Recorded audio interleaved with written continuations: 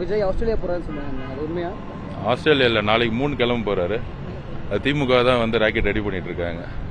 தமிழ்நாடு தேர்தல் நிறைவடைந்த நிலையில் அதன் முக்கியமான தேர்தல் முடிவுகள் வரும் மே 4ஆம் தேதி வெளியாக இருக்கின்றன. தமிழ்நாட்டின் அடுத்த முதலமைச்சர் யார், எந்த கட்சி ஆட்சி அமைக்கப் போகிறது என்ற கேள்விகளுக்கான பதில் அந்த நாளில் தெரிய வரும். தேர்தல் முடிந்தவுடன் உதயநிதி ஸ்டாலின் தனது குடும்பத்துடன் துபாய்க்கு சென்றுள்ளார். அதே நேரத்தில் திமுக தலைவர் மு.க. ஸ்டாலின் கோடை வெப்பத்தை தவிர்க்க கொடைக்கானலில் ஓய்வெடுத்துள்ளார். அங்கு பொதுமக்களுடன் கலந்துரையாடிய அவர் தனது ட்ரேட்மார்க் சைகையை காட்டிய வீடியோக்கள் சமூக வலைதளங்களில் வைரலாகி வருகின்றன. இதற்கிடையில் நடிகை த்ரிஷாவின் பிறந்த நாள் மே 4ஆம் தேதி வரவுள்ள நிலையில் விஜய் அவருடன் ஆஸ்திரேலியாவுக்கு செல்ல போகிறார் என்ற வதந்தி சமூக வலைதளங்களில் வேகமாக பரவி வருகிறது. இது குறித்து செய்தியாளர்கள் கேள்வி எழுப்பிய போது ஆதவ் அர்ஜுனா நகைச்சுவையாக பதிலளித்தார். ஆஸ்திரேலியாவுக்கு இல்லை, 3க்கு போகிறார்.